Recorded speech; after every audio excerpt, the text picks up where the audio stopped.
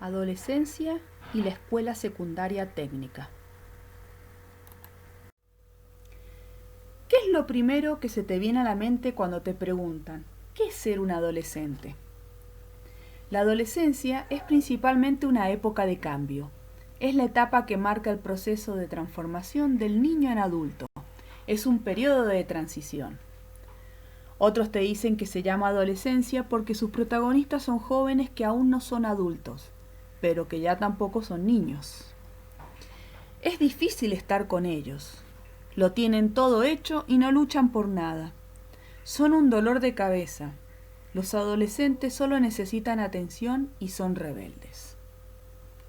Estas son muchas de las afirmaciones que uno escucha a diario, siendo que en realidad es una etapa de transformación en la que ocurren fuertes cambios físicos y psicológicos. Su cuerpo empieza a hacerse adulto y comienzan los intereses sexuales, las ganas de experimentar cosas nuevas, cada una de las cuales implica la adquisición de diferentes habilidades, comportamientos y relaciones, en la que se tendrán que resolver conflictos y buscar su propia identidad. Resistir la influencia del grupo, descubrir sus nuevos sentimientos, sus atracciones y mucho más. Y todo esto produce crisis e inestabilidad.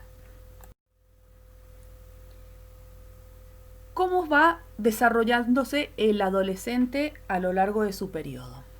Comienza por un desarrollo físico.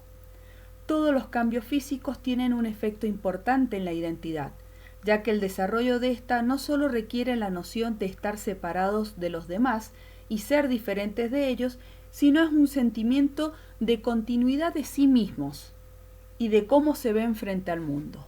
En las mujeres, por ejemplo, se logra empezar a visualizar un aumento en la estatura, crecimiento de las mamas, aparición de vellos púbicos, aumento de peso, sudoración y olor corporal, un primer periodo, espinillas y caderas más anchas.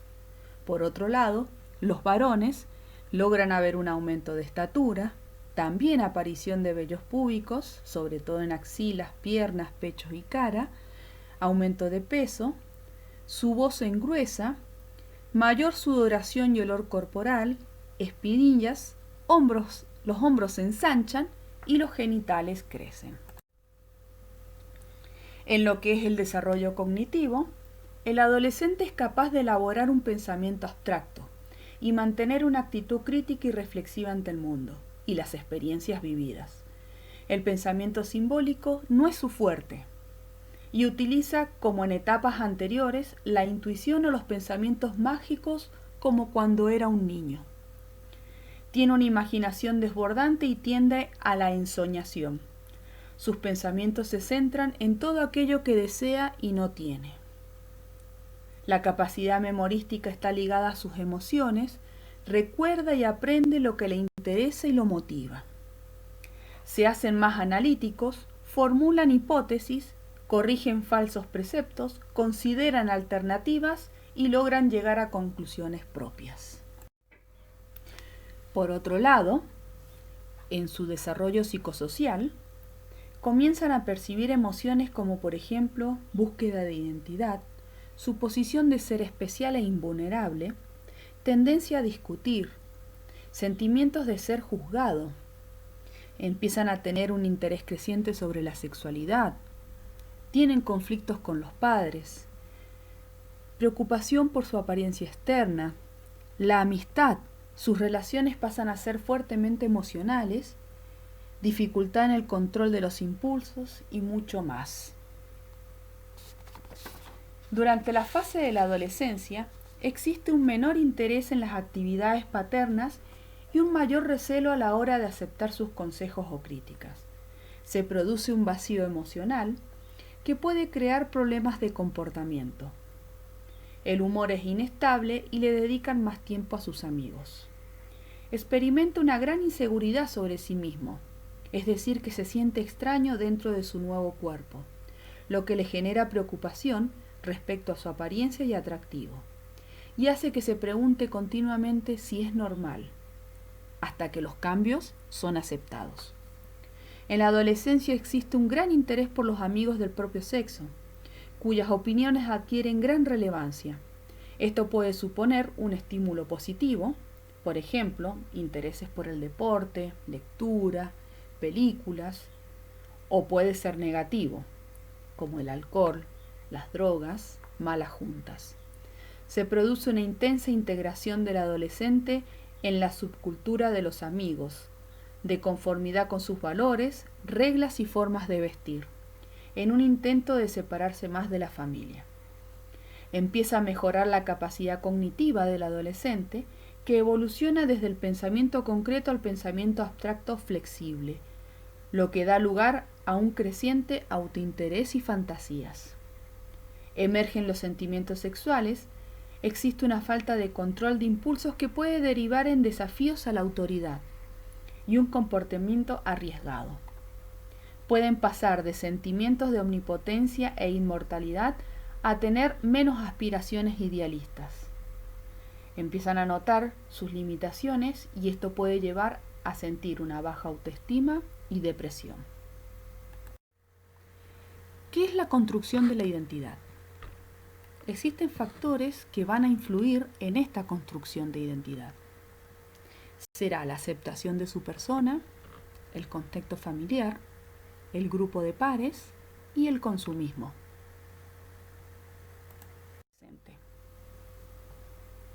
Dentro de la aceptación de su persona, la imagen mental que tenemos de nosotros mismos se define como una autoimagen.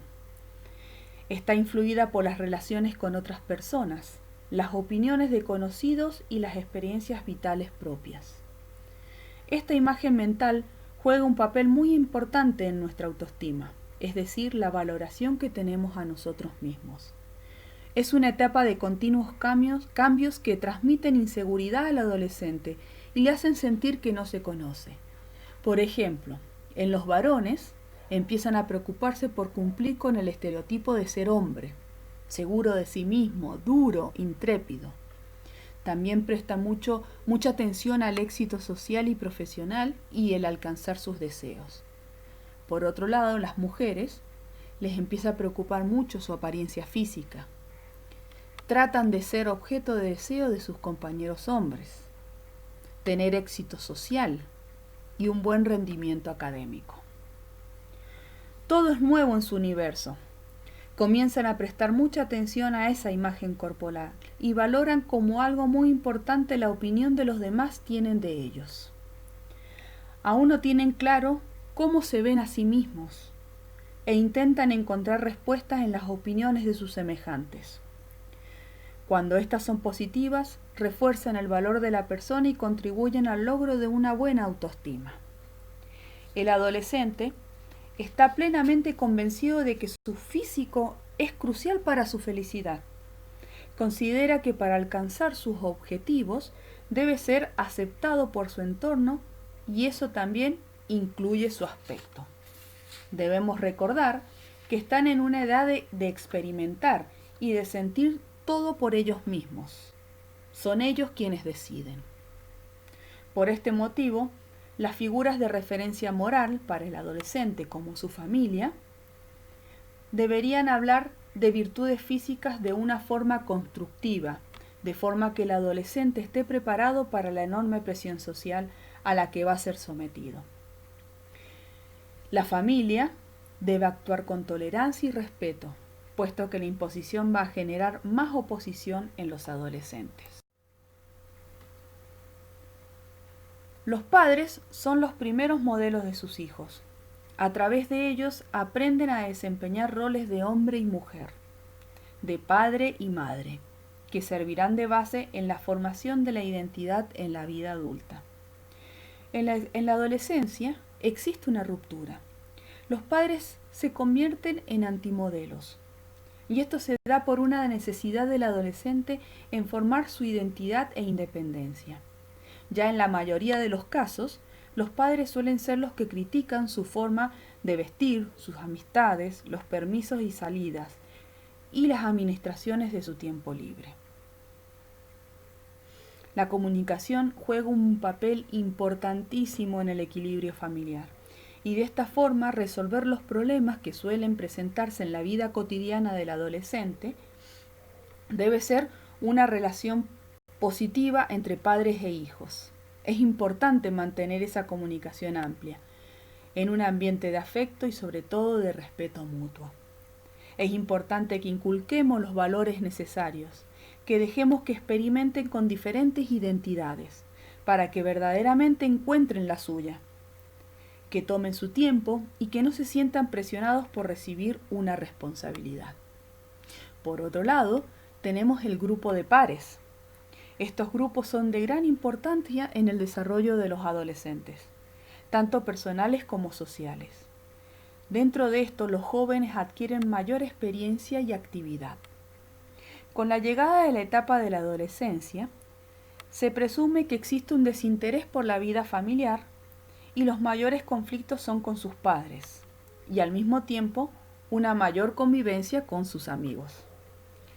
Empiezan los planes, las diversiones y una mayor comunicación con el grupo, convirtiéndose en un espacio de experimentación en las relaciones con otras personas. El adolescente se siente reconocido y valorado junto a los suyos. Su personalidad emprende una búsqueda de rasgos propios y diferenciados. Con el apoyo incondicional y la protección que brinda el grupo, los adolescentes se sienten seguros de sí mismos. Sus ideas y valores son fortalecidos por los demás, sintiéndose menos débiles e importantes frente al mundo de los adultos. Pero ¿qué pasa con las culturas juveniles? Las culturas juveniles son modos distintos de pensar, de expresarse, de integrarse y pertenecer a un grupo con el cual el adolescente se identifica, dejando atrás las normas y los estereotipos impuestos por la sociedad. Todos los seres humanos a lo largo de su historia buscan diferentes maneras de expresarse, lo que sienten o lo que piensan. En la adolescencia esto toma mayor fuerza.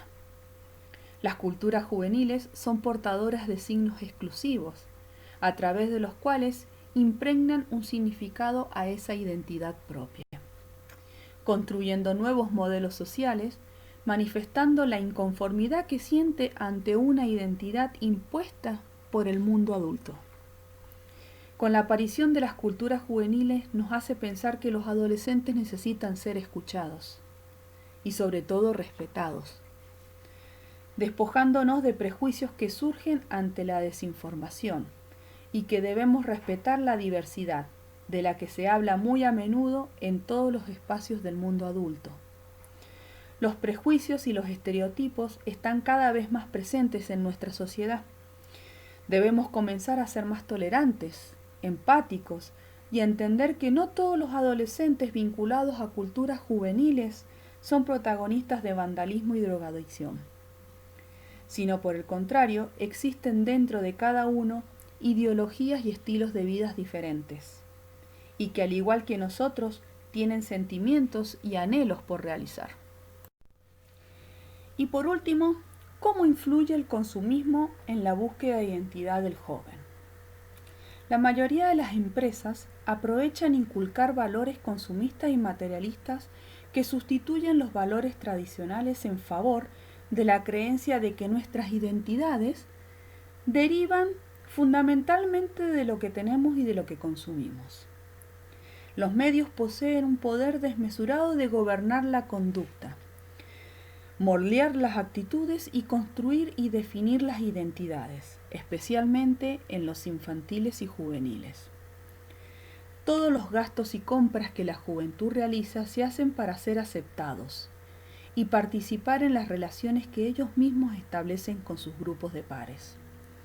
Los adolescentes se han convertido en grandes consumidores y generan un mercado sólido para todas las empresas, principalmente porque disponen de una mayor cantidad de dinero y gracias a esto pueden tomar sus propias decisiones como consumidores, ejercer sus derechos e influir en el consumo familiar. El consumidor adolescente adquiere una gran importancia porque se le mira como un potencial cliente en el futuro. Las estrategias de mercado apuntan hacia los productos que agradan a los jóvenes y al estilo de vida al que aspiran, para que de este modo captar clientes lo antes posible y hacer que los adolescentes escojan ciertas marcas a las que pueden permanecer fieles durante toda su vida.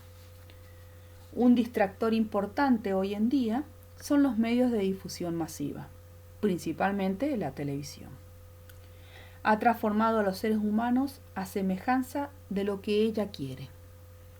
Un adolescente no puede entrar a ese grupo de amigos que tanto desea porque necesita tener ropa de marca, zapatillas, remeras, zapatos, accesorios llamativos, mochilas, celulares, etcétera, etcétera, etcétera.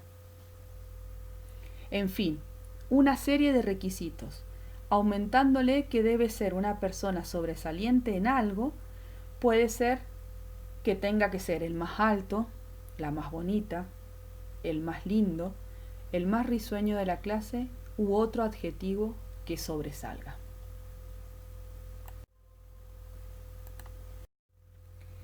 ¿Cómo abordamos el tema de la sexualidad? Tema difícil de discusión para muchos. Pero, ¿qué significa sexualidad? Según la Organización Mundial de la Salud, es una dimensión fundamental del hecho de ser humano, basado en el sexo, que incluye el género, identidades de sexo y género, orientación sexual, erotismo, vínculo emocional, amor y reproducción. Se expresa en forma de pensamiento, fantasías, deseos, creencias, actitudes, valores, actividades, prácticas, roles y relaciones. La sexualidad es el resultado de la interacción de factores biológicos, psicológicos, socioeconómicos, culturales, éticos y religiosos. La sexualidad, así como la personalidad, son procesos de los seres humanos. Estos se van construyendo a lo largo de la vida. Conforme crecemos, sabemos qué nos va gustando, qué nos produce placer y qué deseamos para nuestro futuro. Por ello, la educación sexual integral debe ser primordial en la vida de todo joven. Es un conjunto de actividades que se realizan en la escuela para que los chicos y chicas, de acuerdo a sus edades, aprendan a conocer su propio cuerpo, asumir valores y actitudes responsables relacionadas con la sexualidad. Conocer y respetar el derecho a la identidad, la no discriminación y el buen trato. Pero no solo debe ser tratado en las escuelas, sino que debe ser un espacio compartido también por padres, madres y adultos. Esto ayudará a prevenir abuso y violación infantil y adolescente, embarazos adolescentes no deseados, infecciones de transmisión sexual y la violencia y la coerción sexual. La información sobre sexualidad debe estar avalada siempre por medios científicos o instituciones responsables, que no contenga ni prejuicios ni genere culpas. Pero lamentablemente no podemos evitar que nuestros adolescentes consuman información a través de redes sociales, TV, radio, internet y hasta de los mismos compañeros de estudio o amigos, que generan estímulos en torno a la sexualidad. Por eso la educación en la misma permitirá que los jóvenes realicen sus propios análisis y tomen decisiones correctas. ¿Qué es el género? Apunta a la asignación diferencial de actividades y roles a hombres y mujeres, de manera que se construyen categorías independientes y claramente opuestas, con lo que es propio de los hombres y lo que es propio de las mujeres. Esta diferente manera de educar deriva en que se comporten de manera distinta y se desarrollen en diferentes ámbitos, perpetuando la creencia de que este comportamiento desigual es debido a que son naturalmente diferentes. Esta diferenciación de roles compromete tanto a hombres como a mujeres, ya que durante el proceso de socialización se educa a la mujer en que debe ser responsable y debe cuidar a las personas que rodean, En cambio, a los hombres se le atribuye el ejercicio de la independencia y la autonomía. Esta diferenciación no solo se apoya en la inferioridad de la mujer respecto al hombre, legitimando que el uso de la violencia para corregir a las mujeres no se aleja de la norma y asegura la autoridad de los hombres, sino que también implica renuncias y abandonos de proyectos personales a favor del bienestar y logros ajenos por parte de las mujeres. Por ello, es importante poder enseñar sobre género desde una temprana edad, ya que el mismo tiene una profunda influencia en todos los aspectos de la sexualidad humana.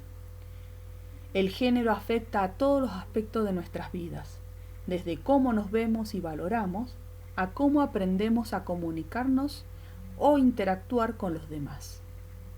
Afecta especialmente a cómo nos expresamos y experimentamos nuestra sexualidad, cómo iniciamos nuestras relaciones amorosas y cómo nos sentimos al dar y recibir placer. Ser sensibles al género no significa que no reconozcamos las diferencias entre varones y mujeres, sino que se logra establecer relaciones equitativas entre varones y mujeres. Pero ¿cómo definimos la identidad sexual? Es muy importante comenzar a discutir la orientación e identidad de género con los jóvenes. Muchos de ellos experimentan sentimientos por amigos o amigas, por celebridades o personas cercanas del otro o el mismo sexo. Ellos deben saber que lo que sienten y piensan es parte del proceso del ser humano. Además, deberán reconocer que si tienen algún tipo de atracción por el mismo sexo, no necesariamente quiere decir que serán homosexuales o bisexuales, sino que están en el proceso de la construcción de su propia identidad sexual. La identidad de género no es algo que se da naturalmente, sino que se construye. El ser homosexual o bisexual no es una enfermedad.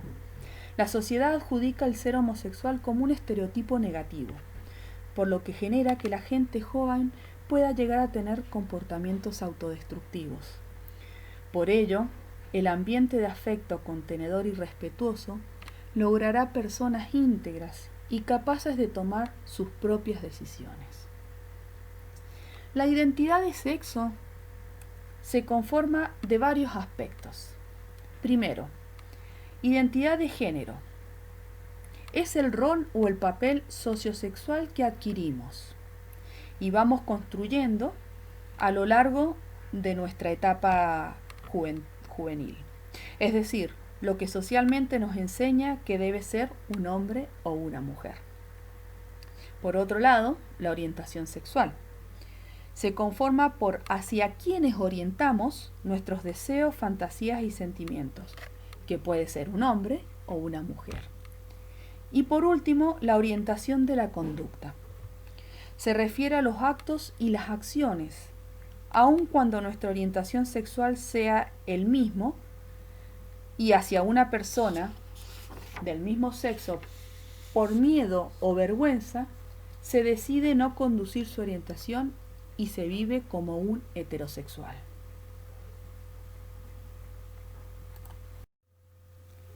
Cuando pasamos a ser adolescentes, sufrimos duelos, pero no duelos de muerte de seres queridos, sino como lo puede explicar Sigmund Freud, el duelo es por regla general la reacción a la pérdida, que puede ser de un ser amado o de una abstracción, como la patria, la libertad, un ideal u otras cosas.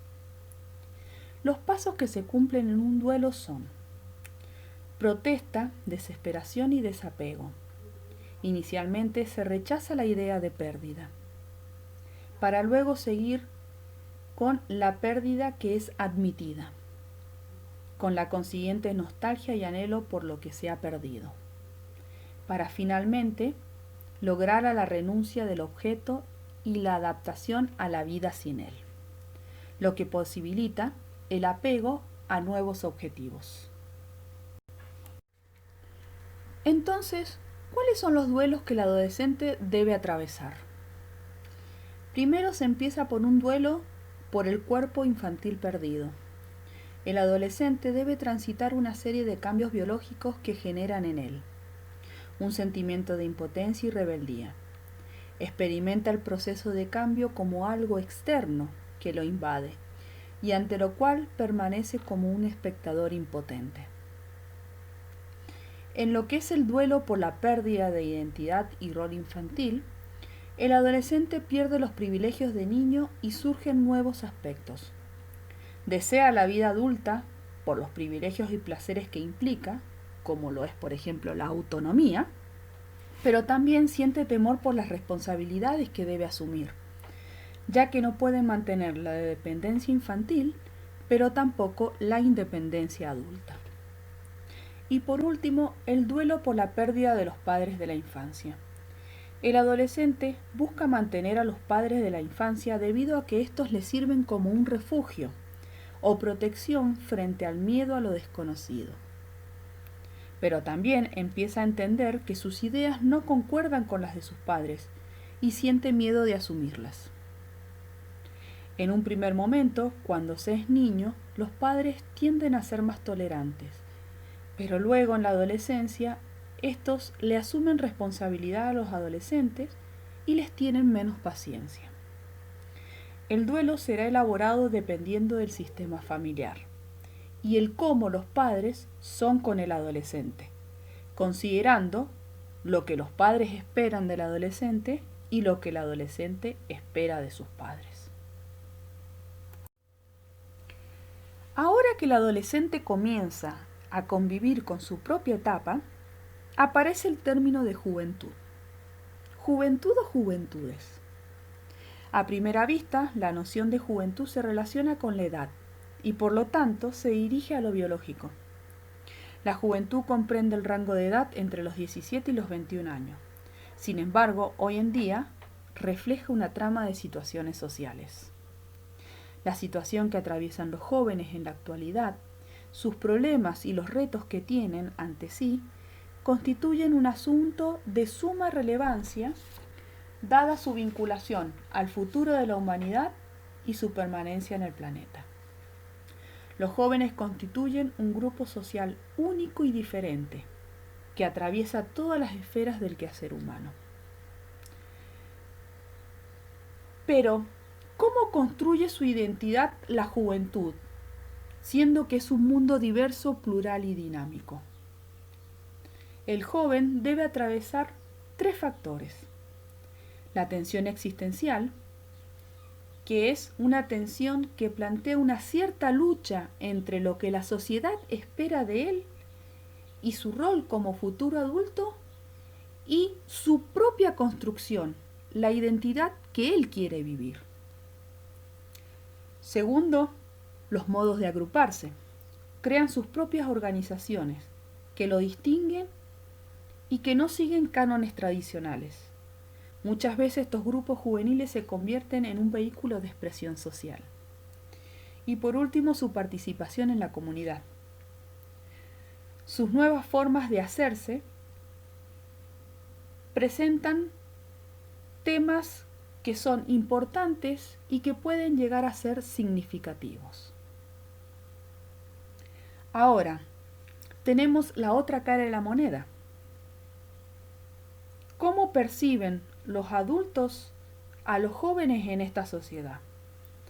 A este movimiento se le llama adultocentrismo y se basa en 4 visiones.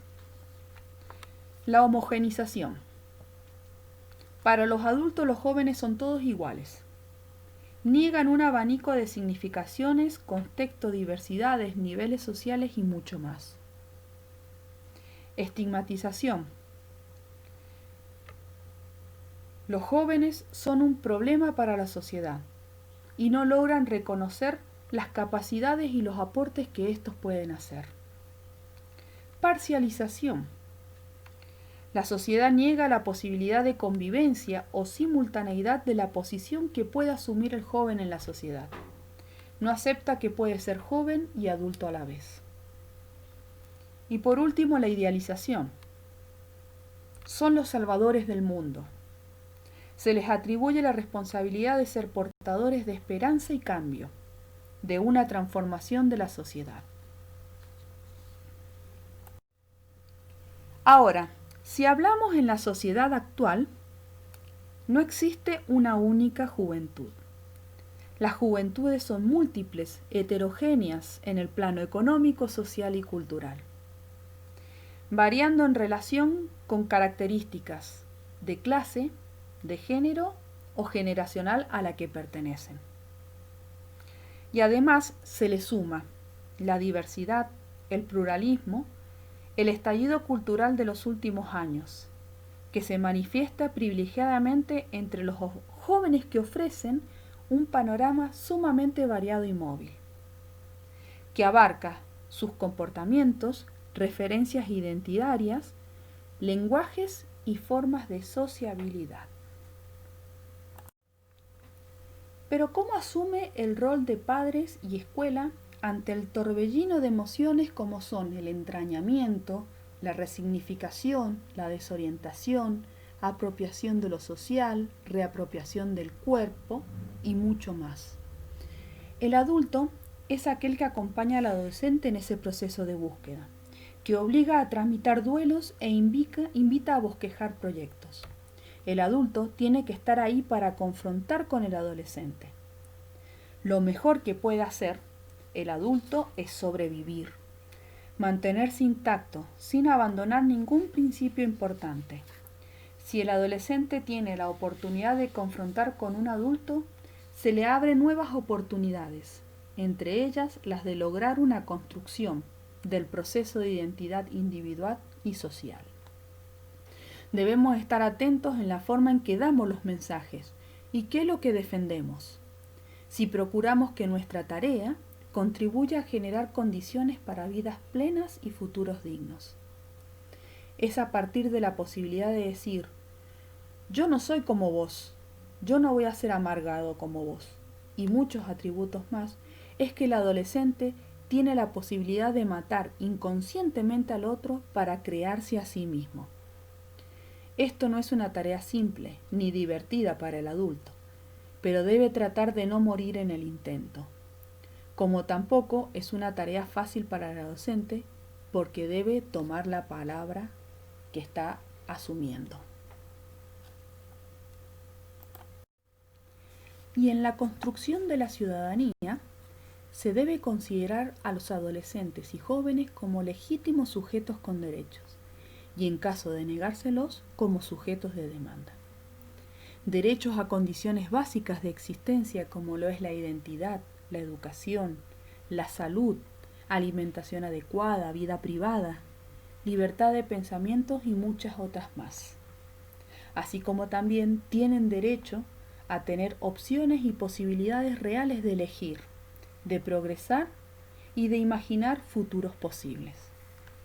Pero si hacemos una mirada de los derechos, el adolescente asombra por su soledad. Las imágenes que predominan dan idea de que la adolescencia es problemática y una amenaza de riesgo, por la que la preocupación por la adolescencia real y sobre todo sus derechos están totalmente ausentes del espacio público. Contexto social y económico. ¿Por qué hoy hablamos de juventudes y no de adolescencias? Tal vez por la necesidad de resaltar la sobriedad que aumenta en las aulas, ya sea por ingresos tardíos, abandonos temporarios o repitencias reiteradas. Tal vez por advertir que las duras condiciones de vida vuelven a los jóvenes en forma precoz, como el tener que salir a trabajar a temprana edad o embarazos adolescentes, y porque hábitos culturales y de consumo acortan esa adolescencia. ¿Y la moratoria social? ¿Qué es lo que es? Alcanza a cierta clase de jóvenes que gozan de menos exigencias mientras que alcanzan su madurez social y económica. Es un periodo de permisividad, de relativa indulgencia en la cual no se aplica con todo su rigor las presiones y exigencias que pesan sobre las personas adultas. Así la juventud aparece como un vínculo entre la madurez física y social, que este vínculo sería entre tener cierta edad y cumplir con ciertas responsabilidades. Pero esta juventud no alcanza a todos los estratos sociales. Solo se ve reflejada en aquellos que tienen medios económicos y una herencia cultural que los orienta hacia el estudio, postergando así matrimonio y salida laboral. Pero obviamente esta moratoria deja afuera a un amplio sector social. No solo los ricos tienen jóvenes, también hay jóvenes entre los más pobres, pero su posibilidad social y cultural, sus características y horizontes son manifiestamente diferentes. Moratoria social es entonces un concepto que excluiría de la condición de juventud a un gran número de jóvenes.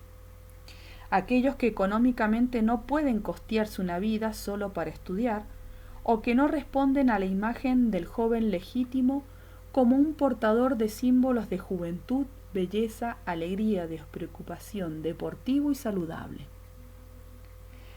Si la juventud tiene un límite superior, en el momento en que el joven se inserta en la actividad económica y se independiza del hogar de sus padres, iniciando su propia familia, entonces quedaría fuera de esta categorización muchas personas pertenecientes a sectores sociales de bajos ingresos, en los que no es frecuente proseguir los estudios y en cambio se inicia a temprana edad la vida laboral.